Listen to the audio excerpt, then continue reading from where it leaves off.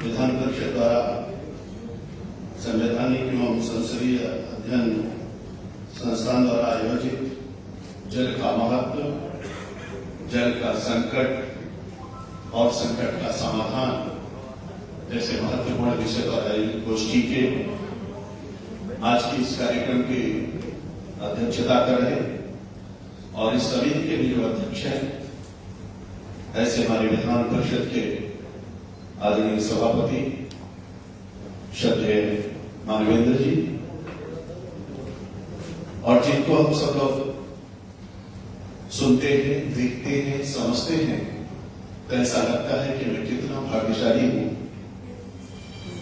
कि कैसी अमूल्य धरोहर हमारे बीच में, ऐसे महान व्यक्तित्व हमारे बीच में, ऐसे चिंतक, ऐसे विचारक जिनके एक एक शब्द वो चाहे वाणी के रूप में हो, चाहे लेखनी से निकलने वाले हो, वो केवल उत्तर प्रदेश नहीं बल्कि पूरा भारतवर्ष जिनको पढ़ता है, सुनता है और जिनके लेखों की अब उनका लेख अगला कौन सा आएगा इसकी प्रतीक्षा में रहता है।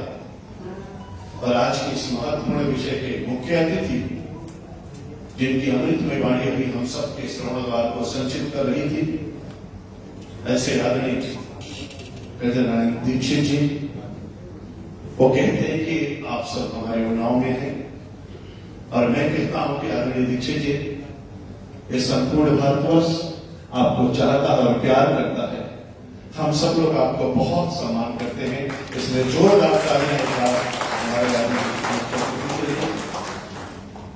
हमारे यहाँ के विधायक आदरणीय मुकेश रावत जी और हमारे मंच पर उपस्थित आदरणीय हीरालाल यादव जी, सदस्य विधान परिषद, हमारे बहुत परिषद सदस्य बैठे हुए हैं, आदरणीय मधुकर जेटली जी, सदस्य विधान परिषद, आदरणीय अनिल भाई, आप सब लोग के मित्र हैं, लोकदल के राष्ट्रीय महामंत्री हैं और मंच पर उपस्थित हैं हमारे इस समिति के अवैतनिक सचिव और विधान परिषद के प्रमुख सचिव आदरणीय राजेश जी, और दूसरी तरफ हमारे विधानसभा के जो योग्यता, दक्षता और कुशलता से अपने आप में एक अलग तरीके के व्यक्तित्व हैं ऐसे प्रमुख सचिव आदरणीय श्री प्रदीप दुबे जी, और जो बहुत अच्छा संचालन कर रहे हैं श्री दीपक जी।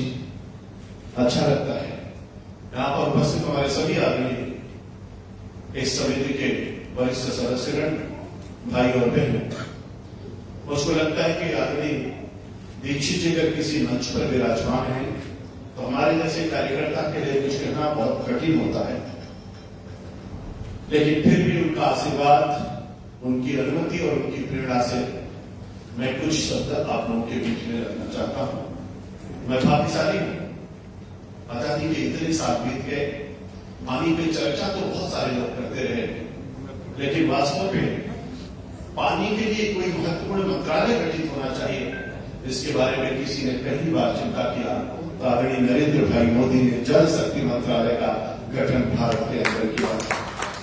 और इतना ही नहीं हुआ, अगर आदरणीय नरेंद्र भाई मोदी ने जल शक्ति मंत्रालय का गठन भारत सरकार में किया तो भारत का पहला राज्य उत्तर प्रदेश है, आदरणीय योगी आदित्यनाथ जी ने भी जल शक्ति मंत्रालय का गठन उत्तर प्रदेश में किया।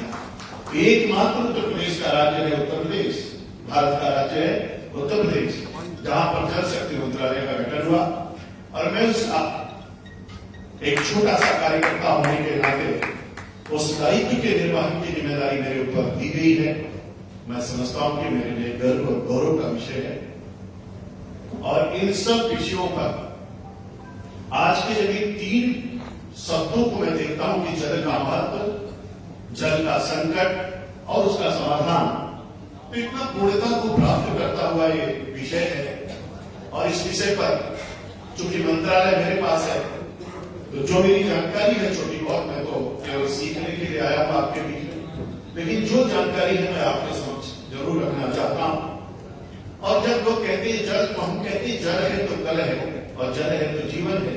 अभी दीपक जी रहीम की बात कर रहे थे तो रहीम दास जी ने कहा कि रहीमन पानी राखिए, बिन पानी संसूर, अब पानी के रू गए मोती मानस चून। हम सब जानते हैं, अग्नि दीक्षित जी ऋग्वेद की बात कर रहे थे। ऋग्वेद में 10 मंडल है, 1028 सूक्तियां हैं ऋग्वेद में, और 10 मंडल में से 7वां मंडल जो है वो वरुण देवता को समर्पित है, और उसमें 30 से अधिक सूक्तियां केवल पानी के बारे में कही गई हैं। अब आप कल्पना करेंगे पानी का महत्व कितना है। तो ऋग्वेद के 7वें मंडल में जब उल्लेख आता है पानी का, और जब त्रेता में हम लोग चलते हैं तो त्रेता में पानी के लिए यज्ञ होता हुआ दिखता है। हम तो कलयुग पे बैठे हुए, अगर त्रेता में पानी के लिए यज्ञ हो रहा है तो त्रेता के बाद द्वापर चला गया, कलयुग आ गया। 17,28,000 वर्षों का सतयुग भी था, 12,96,000 वर्षों का त्रेता भी था, 8,64,000 वर्षों का द्वापर भी था, और आज 5,120 वर्ष कलयुग के बीत चुके हैं। 6 मनवंतर बीत चुका, 7वां मनवंतर चल रहा है। 7वें मनवंतर की 28वीं चतुर्युगी चल रही है। 28वीं चतुर्युगी के कलयुग का प्रथम सोपान है, और उस प्रथम सोपान पर हम पानी के विषय को लेकर के चर्चा के लिए यहाँ पर बैठे हैं। जल का बहुत महत्व है, और जल के बारे में लोग कहते हैं अगर प्यास लगी हो, पानी थोड़ी देर के लिए न मिले, ओठ बोलने लगता है, बताने लगता है।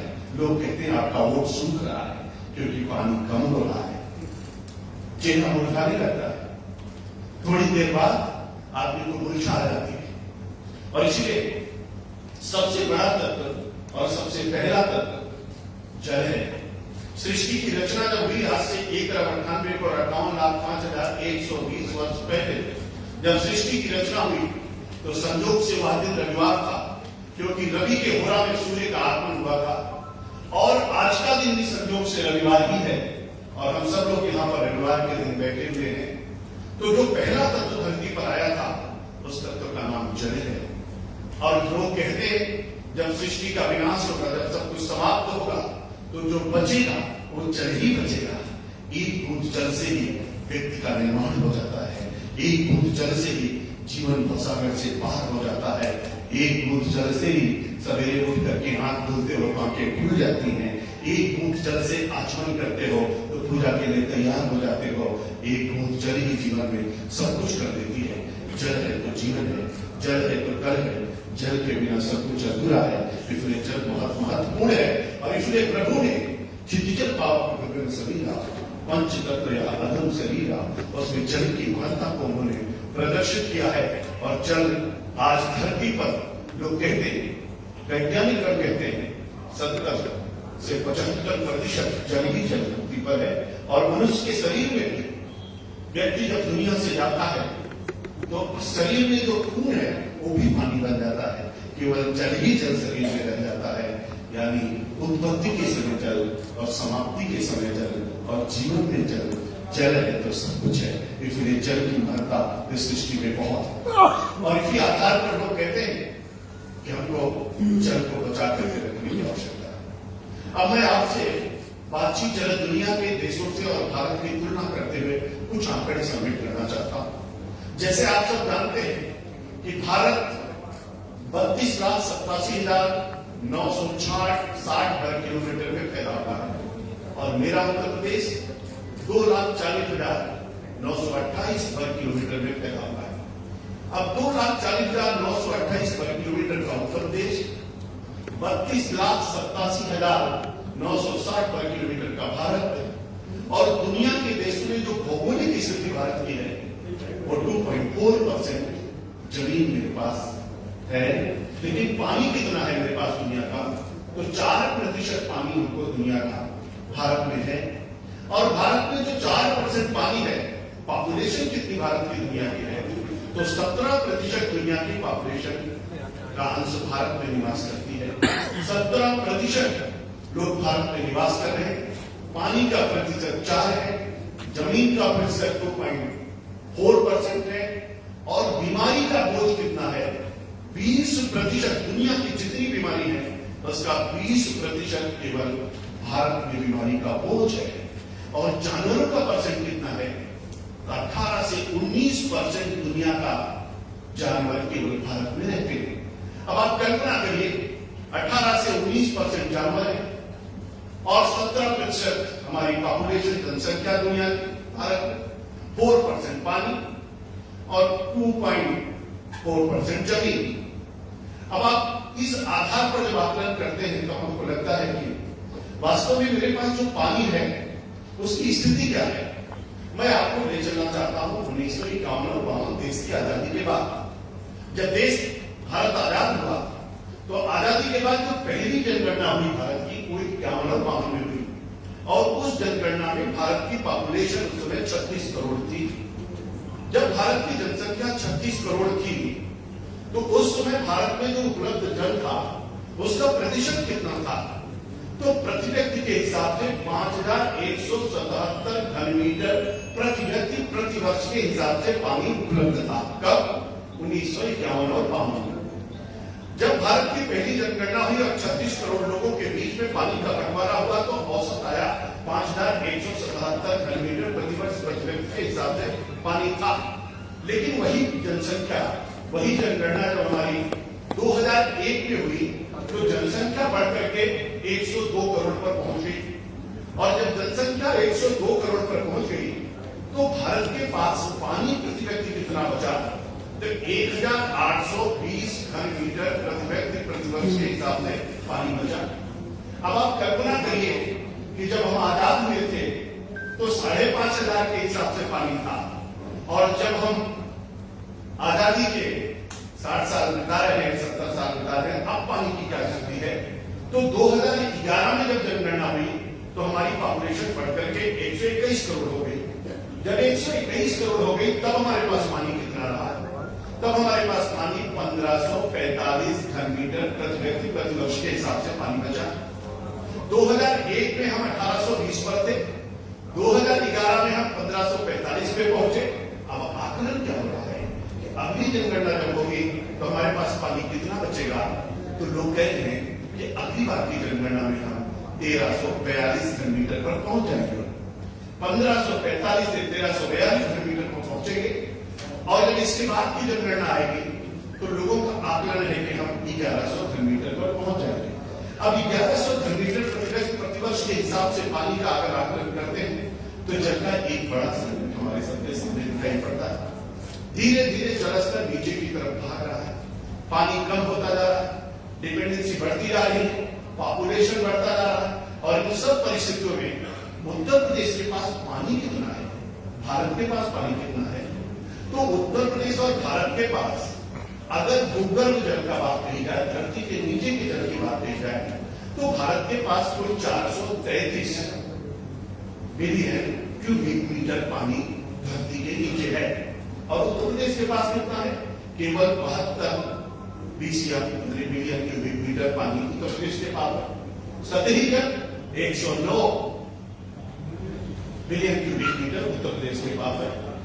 अब आप धीरे धीरे 24 करोड़ का उत्तर प्रदेश और 130 करोड़ का भारत और इन परिस्थितियों में तेजी के साथ पानी का जल स्तर गिरता हुआ, कृषि योग्य भूमि पहले एक दो जो फसल होती थी फसलों का दायरा भी बढ़ रहा है और इस आधार पर जो संपूर्ण जल हमारे पास है जिसका उपयोग हम लोग करते हैं उसमें से 89% पानी केवल सिंचाई के लिए उपयोग करते हैं, 6% पानी हम पानी पीने के लिए उपयोग करते हैं और 5% पानी हम औद्योगिक क्षेत्रों के लिए उपयोग करते हैं। यानी 100% इस तरीके से पानी का बंटवारा करते हैं। और जो भूगर्भ जल है उसमें से 70% पानी हम सिंचाई के लिए उपयोग कर रहे हैं।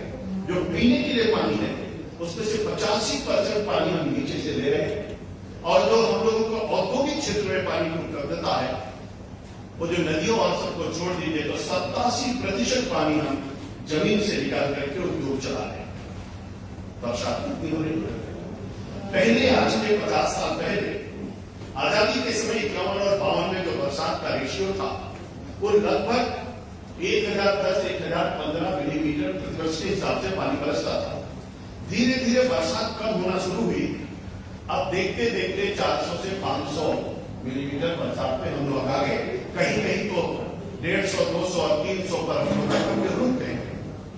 वर्षा कम होना शुरू हुआ, पॉपुलेशन बढ़ते हुए शुरू हुई, उपयोग बढ़ता हुआ शुरू हुआ, हर क्षेत्र में पानी की खपत बढ़ गई और देखते देखते पूरे भारत के अंदर जल संकट उपस्थित होने लगा।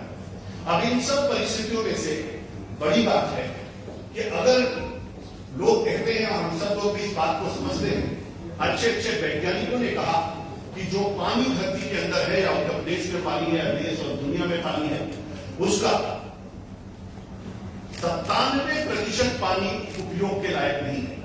यानी पानी तो हमारे पास 70 से 75% है, यानी 3/4 पानी भी पानी है धरती पर, लेकिन उसमें से उपयोग लायक कितना पानी है, तो उसका आकलन जब किया गया तो उसने शायद कि केवल 3% पानी ही उपयोग लायक पानी, यानी मीठा पानी, खेतों को देने वाला पानी, और उसमें से पीने वाला पानी कितना है, तो उसका औसत जो आया वो पीने वाले पानी का औसत आया 1 से 1.5%।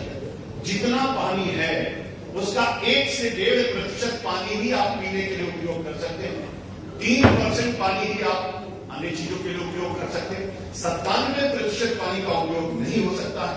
अब आप कल्पना करिए कि उपलब्ध जल का ही 97% जल को आप अपने पास नहीं ला सकते। समुद्र के जल को, खारे पानी को, इन सब चीजों से आपके उपयोग की स्थिति नहीं बनती है। अब 1.5% पानी हमारे पास बचा, अब उस 1.5% पीने वाले पानी में हम कैसे आगे चलेंगे? इन सब परिस्थितियों को देखते हुए जल संकट तेजी के साथ बढ़ा हुआ है।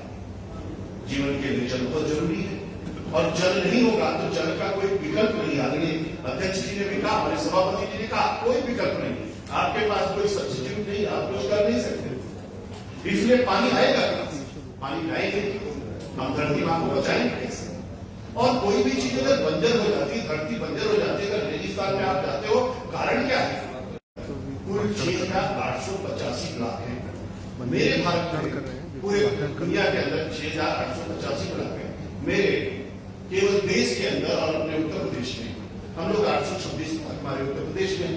अब 826 लाख में से 82 ब्लॉक डार्क जोन में चले गए, 47 ब्लॉक क्रिटिकल जोन में चले गए, 157 ब्लॉक हमारे सेमी क्रिटिकल जोन में चले गए।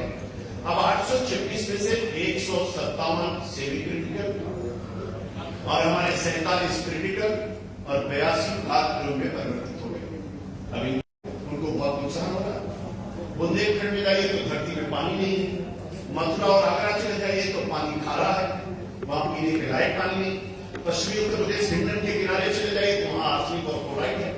अब उत्तर प्रदेश के बहुत सारे क्षेत्रों में अगर पानी है भी तो आर्सेनिक और फ्लोराइड से युक्त हो गया है, खारा पानी हो गया है। अब एक और संकट हमारे पास इस तरीके का उपस्थित हो रहा है, उसका कारण क्या है? आदरणीय गुरु जी ने बोलते बोलते बहुत अच्छी बातें कही है। उन्होंने तो एक मसाला की बात की, ऊंचड़ खाने की बात कही। प्रदूषित कैसे कर रहे हैं? वो अपनी पाइप को नीचे जमीन में डाल करके कचरे को कैसे जमीन के अंदर डालते हैं? इतना बड़ा पाप इस धरती पर कोई दूसरा नहीं है। जो पानी को प्रदूषित करता है उससे बड़ा पाप इस धरती पर दूसरा कोई नहीं है। जल के स्रोत को प्रदूषित कर, जगह जगह लोगों ने जल को प्रदूषित करने का काम किया है। नदियों के प्रदूषण की बात कर रहे थे आदरणीय गुरु जी। मैं तो सोचता हूं कभी, मेरे पास नमाज गंगे का भी काम है, मेरे पास लघु सिंचाई भी है, मेरे पास भूगर्भ जल भी है, मेरे पास सिंचाई भी है, मेरे पास बाढ़ भी है, मेरे पास यांत्रिक भी है। मैं सब डिपार्टमेंट को जब देखता हूं तो मुझको वास्तव में लगता है मेरी गंगा, मेरी जमुना, मेरी घाघरा, मेरी सरयू, मेरी शारदा, मेरी गंडक क्या सोचती है? मैं तो मां की पूजा करता हूं। पैर रखने से पहले गंगा का पानी पहले सर पे छिड़कते हैं, प्रणाम करते हैं। गंगा के लिए कहते हैं गंगा तो दर्शनार्थ मुक्ति, गंगा के दर्शन मात्र से व्यक्ति को मुक्ति प्राप्त होती है। हम गंगा और जमुना के लिए गीत गाते हैं। गंगा जमुना में जब तक पानी रहेगा, महिलाएं अपना गीत गाया करती थी, तेरे साधक तेरी जिंदगानी रहेगी। और आप पानी को देखिए क्या स्थिति बन रही। लेकिन मैं भाग्यशाली हूं, आदरणीय गुरु जी ने कहा कि पूरी दुनिया इस बात को कहे कि अगला विश्व तो पानी के लिए हो सकता है, लड़ाई पानी के लिए हो सकती है। लेकिन भारत के प्रधानमंत्री नरेंद्र भाई मोदी ने कहा दुनिया में क्या हो गया तो मैं नहीं जानता, लेकिन भारत में मैं पानी की लड़ाई नहीं होने दूंगा। उसकी पूरी तैयारी उन्होंने की। अब तैयारी क्या किया है, मैं आपको इसके समाधान क्या क्या है मैं उस तरफ आपको ले चलता हूं, क्योंकि बहुत सारा संकट बताने से आप डरिएगा नहीं, घबराइएगा नहीं, क्योंकि भारत के पास बहुत पानी है। हमारे पास 39 जो हमारे बेसिन है, उनको बेसिन है, उनको सबको मिला दें, नदियों का एक बहुत बड़ा जाल है, वर्षा ऋतु का बहुत बड़ा पानी है। उसको रोकने की जरूरत है, उसको संचयन करने की जरूरत है। और इसलिए माननीय प्रधानमंत्री जी ने कहा, एक चिट्ठी लिखी उन्होंने 22 जून 2018, भारत के सभी पंचायत प्रमुखों को पहली बार उन्होंने चिट्ठी लिख करके कहा, खेत का पानी खेत में, गांव का पानी गांव में और छत का पानी जमीन के नीचे कैसे जाएगा, इसकी व्यवस्था सुनिश्चित करें। आज मैं समझता हूं कि हमारे विधान परिषद के प्रमुख सचिव जी और आदरणीय सभापति जी ने, पता नहीं आदरणीय हमारे विधानसभा के अध्यक्ष जी ने इस तारीख को जो तय किया, आज 21 तारीख को और कल की तारीख 22 है। कल अंतर्राष्ट्रीय जल दिवस है, प्रधानमंत्री जी संबोधित करने वाले हैं और उसके पहले पानी के संकट को लेकर के उत्तर प्रदेश यहां पर बैठा हुआ है, बुद्धिजीवी लोग बैठे हुए, इस सबसे बड़े हम सब लोग इस पर विचार कर रहे हैं, आदरणीय प्रधानमंत्री जी के संकल्प को कैसे पूरा करें, धरती मां को पानी से कैसे भरें, मां के पेट से जितना पानी निकाल रहे हैं उतना पानी हम कैसे पहुंचाएं, इनके सबके उपयोग की दृष्टि से हमको क्या क्या करना चाहिए। तो आदरणीय प्रधानमंत्री जी ने अटल जी के जन्मदिन पर 25 दिसंबर 2019 को विज्ञान भवन में अटल भूजल योजना का लॉन्च किया और उन्होंने कहा, अटल भूजल के माध्यम से हम जल संचय करेंगे, जल संवर्धन करेंगे और जल जीवन मिशन के माध्यम से लोगों के घर तक जल पहुंचाएंगे। और उसके लिए अटल भूजल योजना की लॉन्चिंग किया और उत्तर प्रदेश में उन्होंने अटल भूजल योजना के तहत 10 जिले चयनित किए, उसमें से 6 जिले हमारे बुंदेलखंड के और 4 जिले पश्चिम उत्तर प्रदेश के, 26 ब्लॉक चयनित किए, 350 पंचायती चयनित किया और उन्होंने कहा कि सबके लिए आप एनजीओ लीजिए और उनको सबको जल समिति, पानी समिति बनाने के लिए प्रेरित करेंगे। हम लोगों ने काम शुरू किया, उत्तर प्रदेश नंबर 1 के स्थान पर उस पर है, काम तेजी के साथ हम लोग कर रहे हैं। लेकिन मैं बधाई देना चाहता हूं मुख्यमंत्री योगी आदित्यनाथ जी को और आदरणीय अपने विधानसभा अध्यक्ष और विधान परिषद के आदरणीय सभापति जी को। इन लोगों ने भी अभी अभी भूजल प्रबंधन विनियमन अधिनियम 2019 को पास किया है विधानसभा से, जिसमें हम लोगों ने व्यवस्था किया है कि अब कोई भी बिल्डिंग होगी, वो चाहे प्राइवेट हो चाहे सरकारी हो, कोई भी कॉलेज होगा, inter college, degree college, engineering college, medical college, any type of college, सबको रेन वाटर लगाना अनिवार्य किया है उत्तर प्रदेश सरकार ने कि हम रेन वाटर हार्वेस्टिंग सिस्टम हर किसी को लगाने के लिए बाध्य करेंगे कानून के तहत। अब अगर विद्यालय की मान्यता लेनी है, आपको रिन्यूअल कराना है, तो हर हालत में आपको रेन वाटर हार्वेस्टिंग सिस्टम लगाना ही है। दूसरा हम लोगों ने कहा है कि थाना हो, चौकी हो, city office, video office, state office, central office, any type of office, कोई भी गवर्नमेंट ऑफिस हमारे उत्तर प्रदेश की धरती पर होगा, सबको रेन वाटर हार्वेस्टिंग सिस्टम अनिवार्य रूप से लगाना पड़ेगा। इसके साथ साथ हम लोगों ने इसकी व्यवस्था किया है कि पूरे उत्तर प्रदेश में अब कहीं से भी कोई भी नक्शा अगर पास करता है और अगर उसकी बिल्डिंग 300 मीटर से ज्यादा के उसके ऊपर नहीं है, उनको सबको नक्शे के साथ रेन वाटर हार्वेस्टिंग सिस्टम भी अनिवार्य रूप से लगाने के लिए लगाएंगे, तभी नक्शा पास होगा। इसकी भी व्यवस्था उसमें की गई। हम लोगों ने एक व्यवस्था और किया है, जो जल को प्रदूषित कर रहे हैं, जो अभी आदरणीय गुरु जी ने चिंता जाहिर की है, उनके लिए 7 साल की सजा और 10 लाख तक का जुर्माना भी इसमें व्यवस्था, लोगों को जनजागरण करना, उस कार्यक्रम को शुभारंभ करना और इसका परिणाम कितना अच्छा हो रहा है। पिछले 4 सालों में जो परिणाम हुआ है, मैं वो भी आपको बताना चाहता हूँ। मैं ग्राम विकास मंत्री था, 20,000 तालाब बनवाने का काम किया, 15,000 तालाब इसमें बन रहे हैं। खेत तालाब योजना के तहत काम चल रहा है, लघु सिंचाई योजना के तहत काम चल रहा है, सिंचाई के तहत काम चल रहा है। इसके साथ साथ 5 बड़ी 2014 और 15 में 113 ब्लॉक ग्राम जोन में था और 113 ब्लॉक ग्राम जोन में जो थे वो घट करके आज 82 पर पहुंच गया है। उत्तर प्रदेश ने जिस सकारात्मक रूप से जल संचयन का काम किया, उसने इस पर हमको बहुत बड़ी कामयाबी हासिल की। हम लोगों ने कहा है, जितने इंडिया मार्केट में सूख गए हैं, जो डोरीग्रस्त हो गए, उनको सबको ठीक करेंगे, कोयला और छामा डालेंगे और जल संचयन की वहां व्यवस्था करेंगे। प्रधानमंत्री आवास बन रहा है, उसका पानी जो नीचे गिरता है उसमें भी कनस्टर गाड़ करके हम लोग कोयला और छामा लगा करके वहां पर भी जल संचयन की व्यवस्था कर रहे हैं। हम लोगों ने एक मॉडल तैयार किया है, अगर आप 1.5 लाख का 2 लाख रुपए की समरसेबुल लगाते हैं अपने घर में, तो केवल 30-35 हजार रुपए में आपको रेन वाटर हार्वेस्टिंग सिस्टम लगाने के लिए हम लोगों ने वेबसाइट पे डाल दिया है। अब सबको प्रेरित कर रहे हैं, आमंत्रित कर रहे हैं, अरे जिस माह का जल ले रहे हो उस माह में जल तो इतना करो कि आने वाली पीढ़ी को भी जल मिल पाए, आपके बाल बच्चों को भी जल मिल पाए, इसके लिए बहुत आवश्यक है। तो हम लोगों ने तय किया कि रेन वाटर हार्वेस्टिंग सिस्टम हर छोटे बड़े घर में लगाएंगे। मैं आज आप लोगों के बीच में कहना चाहता हूं, लखनऊ नगर निगम, आगरा नगर निगम, गाजियाबाद नगर निगम, आप चले जाइए, हमारे 11-12 नगर निगमों की हालत क्या है।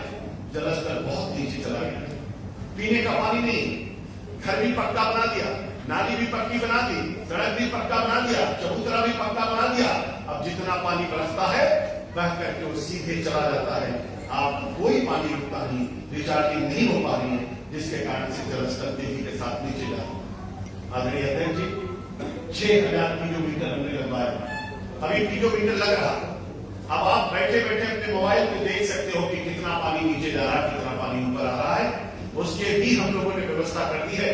उत्तर प्रदेश के एक एक कोने से अगर आप जानना चाहते हो कि जल स्तर की स्थिति क्या है, तो पीडोमीटर के माध्यम से आप उसको देख सकते हो और समझ सकते हो।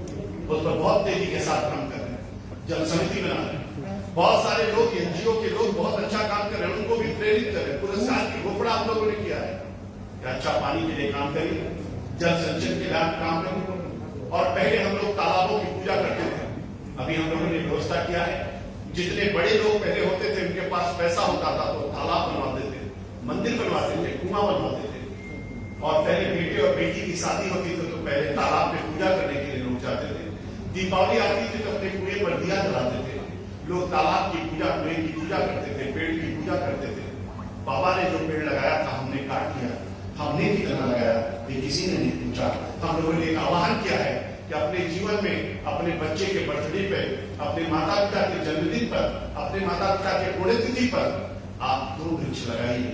अगर प्रतिवर्ष 2 वृक्ष लगाओगे और अपने जीवन में 50, 60 साल, 70 साल तक वृक्ष लगाते रहे तो 100 से 150 वृक्ष आप लगा दोगे। लोग उस दिन वृक्ष लगाएगा।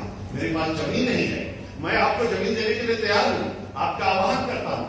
आप अपने बच्चे को, मैंने कहा मेरे पास बहुत सारे तालाब हैं, आप अपने पिता के नाम से तालाब नोट ले लो, अब जाकर के उस तालाब के चारों तरफ वृक्षारोपण करिए, पिकनिक बनाइए, एक दिन बच्चों के साथ वही बाटी चोखा लगाइए और पूजा करिए तालाब देवता की, और उस तालाब को अपना मानकर उसका जीर्णोद्धार कराइए। मैंने कहा पेड़ कहाँ लगेगा? हमने कहा मेरे पास बहुत सारी नदियां हैं, आप पेड़ अपने गाड़ी में रखिए, बच्चे को साथ में लीजिए, गाड़ी से पिकनिक करने चले जाइए। यही कानपुर में अभी सही की चर्चा बनी, गुरु जी ने किया है, सही यहीं पर है, आप सही के किनारे चले जाइए, बहुत सारी जमीन खाली पड़ी है, पीपल लगाइए, पाकड़ लगाइए, बरगद लगाइए, महुआ लगाइए, आम लगाइए, नीम लगाइए, जामुन लगाइए, चिंता मत करिए। ये ऐसे पेड़ हैं कि आप लगाओगे आपको बहुत दुआ मिलेगी, और ये पेड़ आपको 2-4 साल में जब बढ़ता हुआ दिखेगा तो आपके जीवन में भी खुशहाली आ जाएगी। वृक्ष के नीचे ही सबको ज्ञान की प्राप्ति नहीं है, अगर वृक्ष है तो सब कुछ है। इसलिए योगी जी ने 25 करोड़ वृक्ष का वृक्षारोपण उत्तर प्रदेश के अंदर किया है, और हम लोग वृक्ष के माध्यम से भी जब वृक्षारोपण करते हैं तो जल संचय के लिए बहुत बड़ा लाभ उससे प्राप्त होता है।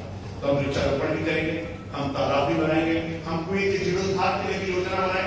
जितने कुएं हैं उनका सबका हम लोगों ने केवल चूही और जगत नहीं बना रहे, बल्कि सीधे पाताल से कनेक्शन कर रहे, यानी सफाई करा करके, जो गांव में पहले कहा जाता था दूसरा फूट रहा है, यानी पानी बरसता और सीधे अंदर जाता है। हम लोगों ने तय किया है कि हम पाताल से उसका कनेक्शन करेंगे, पानी बरसेगा और सीधे जल संचय होगा।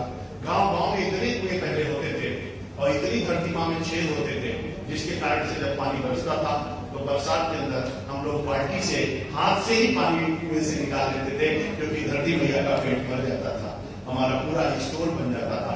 लेकिन अब कुएं हमने पाट दिए, तालाब हमने कब्जा कर लिया, वृक्ष हमने काट दिए, हमने लगाए नहीं। इसलिए मैं आप सबका आह्वान इस अवसर पर करना चाहता हूँ, पेड़ भी लगाना है, तालाब भी बनाना है, कुएं का जीर्णोद्धार भी कराना है, और हम सब लोगों को मिलकर के अगर वास्तव में आप जल के प्रति सोचते हैं तो मैं आह्वान करूंगा हमको सबको मिलकर के संकट के समाधान के लिए अगर आप सब लोग इस पर काम करेंगे निश्चित रूप से सफलता प्राप्त होगी। आदरणीय अध्यक्ष जी ने कहा कि हमको सबको, केवल सरकार नहीं, हमको सबको मिलकर काम करना चाहिए। इसलिए जल आंदोलन को जन आंदोलन बनाने की आवश्यकता है। मोदी जी ने अपने मन की बात में, आदरणीय प्रधानमंत्री जी ने मन की बात में बहुत सारी बातें कही है पानी के बारे में, और कल वो और भी बड़ी बात कहने वाले हैं, मुझको बताते हुए खुशी हो रही है। मेरे मित्रों, हमको भी पानी चाहिए, हमारे खेत को भी पानी चाहिए, हमारे किसान को भी पानी चाहिए। उसके लिए उत्तर प्रदेश सरकार ने बहुत काम किया। मैं बताऊंगा कि 1 घंटे और हमको लग जाएगा, समय बहुत ज्यादा हो जाएगा, लेकिन अभी तक 4,41,000 लाख हेक्टेयर में पानी पहुंच चुका है। और जल्दी से जल्दी सरयू पूरा करेंगे, मध्य गंगा पूरा करेंगे, अर्जुन सहायक पूरा करेंगे, मंडई पूरा कर दिया, पथरई पूरा कर दिया, पहाड़ी पूरा कर दिया, गुंटा पूरा कर दिया, लहचुआ पूरा कर दिया, और जल्दी से जल्दी खेतों में बहुत पानी देंगे। 21 लाख हेक्टेयर जमीन सिंचित करने का भी काम करेंगे। और जब नहरों का विस्तार होता है तो नहर जहां जहां से जाती है, वाटर रिचार्जिंग अपने आप होती है और जलस्तर ऊपर आ जाता है। जब हमारी नहरें बढ़ेगी और पानी आएगा, उससे भी जलस्तर बढ़ेगा, वाटर रिचार्जिंग होगी, समस्या का समाधान होगा। जल हमारे लिए बहुत जरूरी है, पीने का पानी भी हमारे लिए बहुत जरूरी है। और इसलिए मोदी जी ने कहा है, जल जीवन मिशन के तहत 2024 तक हर घर को नल से जल देंगे। बुंदेलखंड में काम शुरू हो चुका है, 15,000 करोड़ रुपए का काम शुरू हो चुका है मित्रों, और वो काम 1 से 1.5 साल के अंदर पूरा हो जाएगा। इसके बाद पूरे उत्तर प्रदेश में भी हम साथ में काम शुरू करने वाले हैं। तो इसलिए जल का संचयन, जल का संवर्धन और शुद्ध पेयजल लोगों के घर तक पहुंचाने की बात हम लोग करेंगे, निश्चित रूप से पहुंचाएंगे। मोदी के सपनों का भारत और योगी के सपनों का उत्तर प्रदेश बनाएंगे। जल के संकट का समाधान करेंगे। जल का महत्व जीवन में बहुत है, और इसलिए मैं कहना चाहूंगा कि सांस चलने का इरादा जब जमा हो जाएगा, आदमी मेरे आदमी का कारवा बन जाएगा। तू किसी के पांव के नीचे तो रख छोड़ी नहीं, तू भी नजरों में किसी के आसमा बन जाएगा। इस भाव के साथ हम लोग जुड़ेंगे। एक बार पुनः विधान परिषद के हमारे आदरणीय सभापति जी और हमारे वहां के प्रमुख सचिव और पूरी टीम को मैं बधाई देना चाहता हूँ। इतना अच्छा सब्जेक्ट जिन्होंने चुना है, जिसकी चर्चा पूरी दुनिया के अंदर हो रही है। निश्चित रूप से कल जल दिवस है, मैं आप सबको शुभकामना दूंगा और हाथ जोड़ करके प्रार्थना करूंगा, यहाँ से जाइएगा तो अपने गांव के अपने तालाब का ही थोड़ा अच्छे ढंग से सुंदरीकरण कर दीजिए, खुदवा दीजिए। पानी बरसने से पहले सभी तालाबों का जीर्णोद्धार हो जाएगा, तालाब भर जाएंगे, गांव का जलस्तर ऊंचा हो जाएगा। इसलिए गांव का पानी गांव में, खेत का पानी खेत में, छत का पानी जमीन के नीचे पहुंचाएंगे, जल संचयन करेंगे, जल संवर्धन करेंगे और लोगों के घर तक और लोगों के खेतों तक शुद्ध पेयजल पहुंचाएंगे। संकट का समाधान भी होगा और हमारे आने वाली पीढ़ी के लिए हम कुछ दे करके जाएंगे। हमारे पापा ने, हमारे दादा ने तो हमको बहुत कुछ दिया, हम भी कुछ अपनी पीढ़ी को लेकर के जाए। इसी आशा और विश्वास के साथ आप सबको प्रणाम करते हुए, धरती माँ को प्रणाम करते हुए हम सवेरे उठते हैं तो कहते हैं, समुद्र दर्शन देवी पर विश्व इसलिए कोई भी पहली पेड़ की तोड़िएगा तो पेड़ से पूछ करके तोड़िएगा। तुलसी की पत्ती चाय में डालिएगा, तुलसी माँ से पेड़ पूछ के डालिएगा। बिना पूछे डालोगे तो चाय जहर बन जाएगी, पूछ के डालोगे अमृत बन जाएगी। इसलिए हम आप सबसे कहेंगे, तो कहते ब्रह्मा परात्याचा में काम चाहता हूँ वनस्पति, उस भाव को ध्यान में रखेंगे। अगर हम कहते हैं कि गंगा सिंधु सरस्वती चारों नाम गोदावरी नर्मदा सिंधु कावेरी जलस्मिन सन्निधिकुल, अगर यह भाव हम लोग रखते हैं तो नदी की पूजा करेंगे, तालाब की पूजा करेंगे, कुएं की पूजा करेंगे, वृक्ष की पूजा करेंगे, प्रकृति की पूजा करेंगे, जल देवता की पूजा करेंगे, जल का संचयन करेंगे। एक बार पुनः सबको बधाई, बहुत बहुत धन्यवाद, नमस्कार।